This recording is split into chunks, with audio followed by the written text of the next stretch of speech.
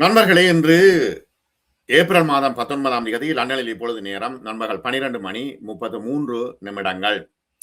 உண்மையில ட்ரம்ப் வெள்ளை மாளிகையில் பயத்தோடும் அச்சத்தோடும் மன உளைச்சலோடும் இருக்கின்றார். ஏனைய அதிகாரிகளை பார்த்து கத்துகின்றார். நேட்டோ உதவி செய்யவில்லை என்று சொல்கின்றார். போப்புக்கு ஏசுகின்றார். இவ்வாறான ஒரு பிறழ்வான மனநிலையில் இருக்கிறார் என்பது தற்பொழுது அமெரிக்க பத்திரிகைகள் சுட்டிக்காட்டிக் கொண்டிருக்கின்றன. முக்கியமான விஷயம் என்னென்னா, இந்த ஈரான் போரை இவர் திட்டமிடாமல் ஆரம்பித்தது திருப்பி அவருக்கே அடித்துக் கொண்டிருக்கிறது என்பதுதான் முக்கியமான ஒரு விஷயம். இப்ப ஈரான் போரை தொடர்வதா, அதை நிறுத்துவதா என்பது தொடர்பாக அதிகாரிகளோடு தற்பொழுதுதான் இப்பொழுது ஆலோசனை செய்து கொண்டிருக்கிறார். இதுவரையில் அவர் ட்விட்டரில், ட்ரூத் சோஷியலில் தன்னுடைய கருத்துக்களை மட்டும் போட்டு உலகத்தை குழப்பிக் கொண்டிருந்தார். ஆகவே கிறிஸ்தவ உலகம் அவருக்கு எதிராக இருக்கிறது. ஏன்னா போப்புக்கு ஏசினதுக்கு பிறகு கிறிஸ்தவ உலகம் அவருக்கு எதிராக இருக்கிறது.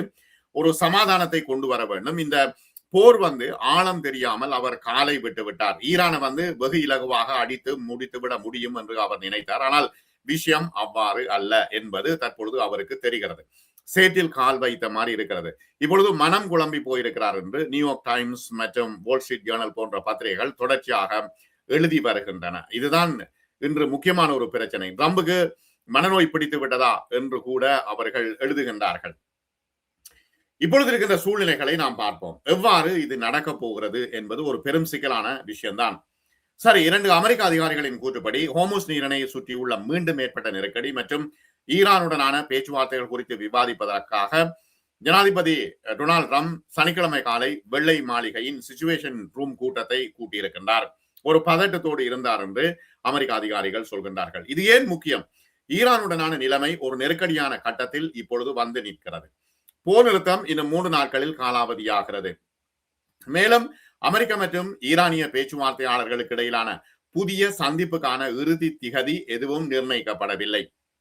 இப்ப ஈரான் உறுதியாக இருக்கிறது 2 விஷயம்: ஹோர்முஸ் நீரிணை மற்றும்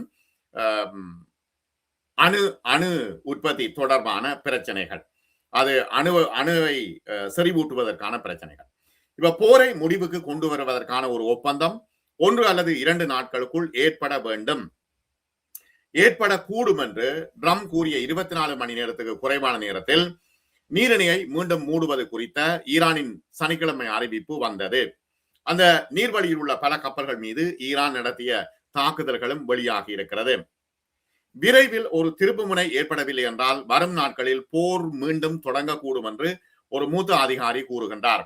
ட்ரம்ப் அதுதான் இப்பொழுது பயத்தில் இருக்கின்றார். என்ன பயம் என்றா, எல்லா உலக பொருளாதாரம் நெருக்கடிக்கு உள்ளாகி இருக்கிறது. அமெரிக்க பொருளாதாரம் மிகப்பெரிய சிக்கலுக்கு உள்ளாகி இருக்கிறது.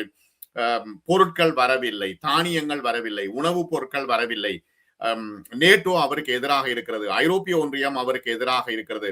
ஐரோப்பிய ஒன்றிய நாடுகள் இஸ்ரேலுக்கு எதிராக இருக்கின்றன. ஆகவே இந்த போர் நெதன்யாஹுக்காக ஆரம்பிக்கப்பட்ட இந்த போர் முட்டு சந்தில் தற்பொழுது நின்று கொண்டிருக்கிறது என்பதுதான் ட்ரம்பினுடைய இந்த பதட்டத்திற்கான காரணம். போர் முடிவடையவில்லை என்றால் நிச்சயமாக ட்ரம்பினுடைய கட்சி தோற்கும். பல இடங்களில் தேர்தல் வர இருக்கிறது. ஆகவே ட்ரம்பினுடைய கட்சி நிச்சயமாக தோற்கும் என்றே ஆய்வாளர்கள் குறிப்பிடுகின்றார்கள். விரைவில் ஒரு திருப்பு முனை ஏற்படவில்லை என்றால் மீண்டும் போர் வந்தால் அதை தாக்குப்பிடிக்க முடியாது. ஈரானுடனான அடுத்த கட்ட பேச்சுவார்த்தைகளில் பங்கேற்பார் என்று எதிர்பார்க்கப்படும் துணை ஜனாதிபதி வான்ஸ், வெளியுறவுத்துறை அமைச்சர் மார்க்கோ ரூபியோ, பாதுகாப்புத்துறை அமைச்சர் பீட் ஹெக்ஸட் மற்றும் நிதித்துறை அமைச்சர் ஸ்காட் பெசன் ஆகியோர் இந்த நிலைமை தொடர்பாக பேசியிருப்பதாக தெரிவிக்கப்படுகிறது. இந்த மூடிய அறைக்குள் ட்ரம்போடு வெள்ளை மாளிகையின் தலைமை பணியாளர் சூசி வெல்ஸ், வெள்ளை மாளிகையின் தூதர் ஸ்டீவ் விட்காஃப், CIA இயக்குனர் ஜோன் ரட்லிஃப் மற்றும் கூட்டுப்படை தலைவர் டோன்கைன் ஆகியோரும் இந்த கூட்டத்தில் கலந்து கொண்டதாக அதிகாரிகள் தெரிவிக்கின்றார்கள்.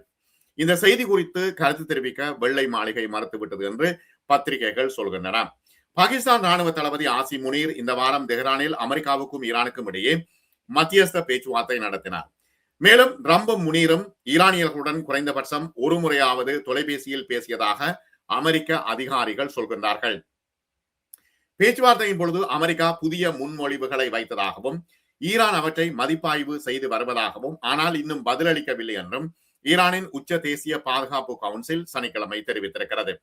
தற்போதைய நிலைமை என்ன? பேச்சுவார்த்தைகளின் விவரங்கள் அறிந்த ஒரு வட்டாரத்தின்படி ஈரானின் யுரேனியம் செறிவூட்டல் மற்றும் அதன் செறிவூட்டப்பட்ட யுரேனியம் கையிருப்பு தொடர்பான இடைவெளிகளை குறைப்பதில் இரண்டு தரப்பினரும் முன்னேற்றம் கண்ட பின்னரே ஹோமுஸில் மீண்டும் நெருக்கடி ஏற்பட்டது. அதாவது யுரேனியம் செறிவூட்டல் தொடர்பாக ஈரான் விட்டுக் கொடுப்பதாக இல்லை.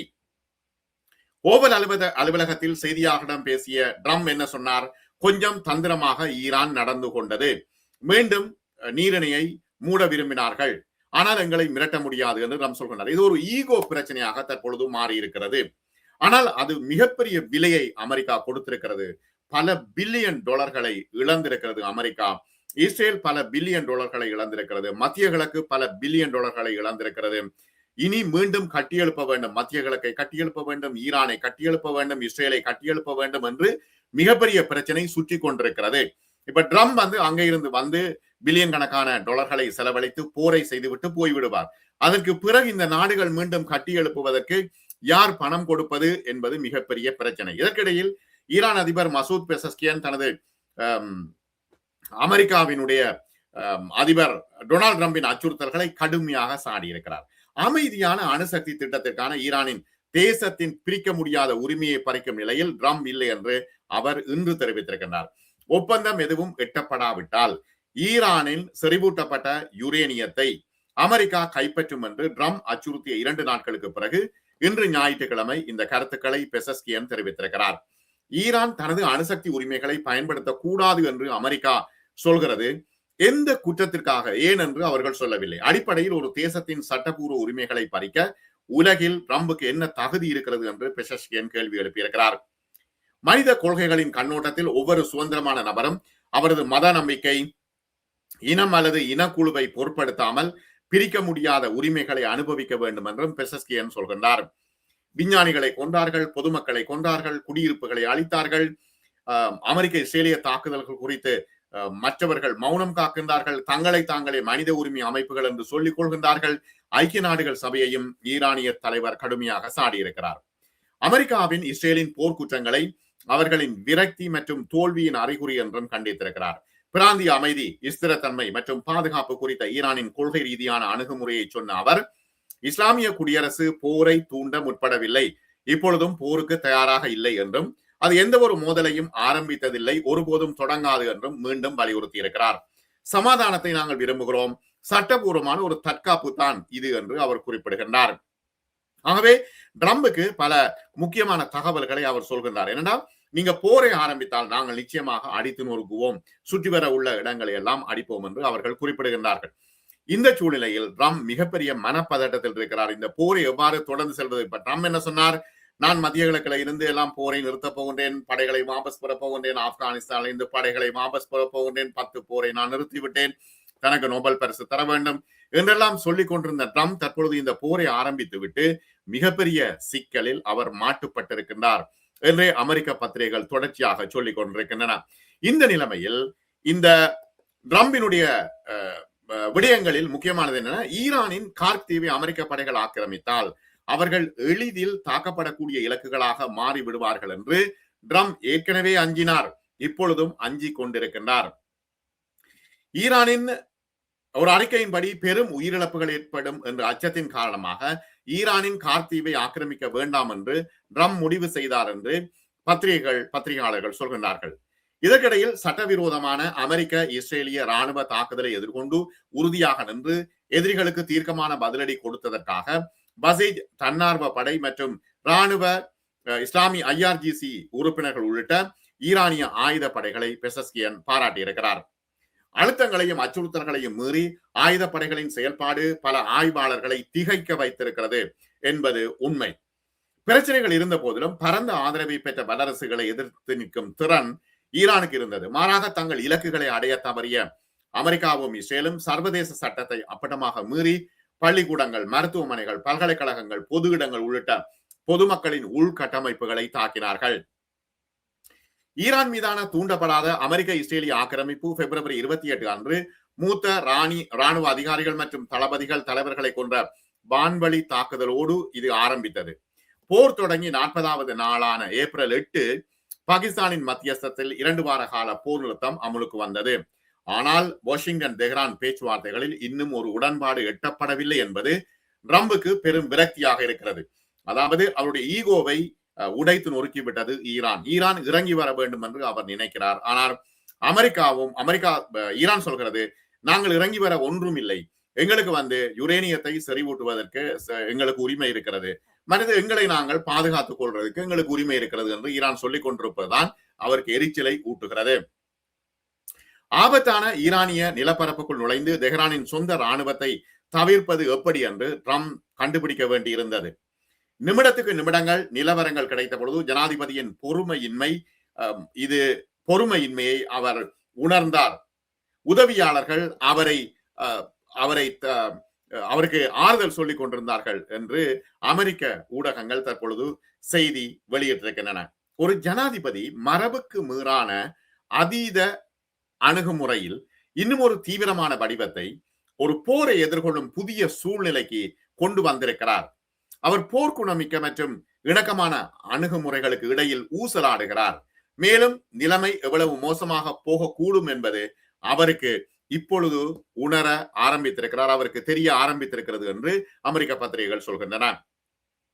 போரில் ஈடுபட்ட மற்ற ஜனாதிபதிகளைப் போலவே தற்பொழுது இருக்கின்ற சூழ்நிலையில் அபாயகரமான சூழ்நிலைக்குள் துருப்புக்களை அனுப்ப உத்தரவிடுவது குறித்து ட்ரம்ப் தனது சொந்த அச்சத்தோடு போராடி வருகின்றார் என்று விவரம் அறிந்த வட்டாரங்கள் தெரிவிக்கின்றன.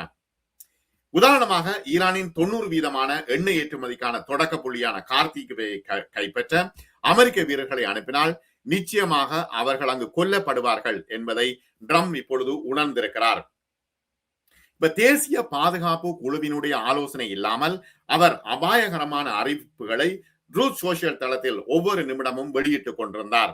ஈரானிய நாகரிகத்தை அளிக்கப் போகின்றேன் என்று அவருடைய பதிவு உட்பட ஒரு நிலையற்ற மனநிலையில் தோன்றுவது மிகப்பெரிய ஒரு அச்சமாக இருக்கிறது இவருடைய கொள்கைகள் என்று பத்திரிகையாளர்கள் மற்றும் ராணுவ ஆய்வாளர்கள் சொல்கிறார்கள். ஈரானியர்களை பேச்சுவார்த்தைக்கு தூண்ட இது உதவும் என்று அவர் நினைத்தார். அதாவது ஈரானுடைய நாகரிகத்தை அழிக்கப் போகின்றேன் என்று சொன்னது பேச்சுவார்த்தைக்கு அவர்கள் வந்து விடுவார்கள் என்று இவர் நினைத்தார். ஆனால் அது எதுவுமே நடக்கவில்லை. ட்ரம்ப் வெளிநாட்டு போர்களை முடிவுக்கு கொண்டு வருவதாக பிரச்சாரம் செய்தார். ஆனால் அவருக்கு முந்தைய 7 அதிபர்களை போல ஒரு தேசிய பாதுகாப்பு பிரச்சனையை அமெரிக்க வான் மற்றும் கடற்படை பலத்தை கொண்டு தீர்க்க முடியும் என்று இவர் பந்தயம் கட்டினார். தற்பொழுது போர் நிறுத்தம் கேள்விக்குறியாகி இருக்கிறது.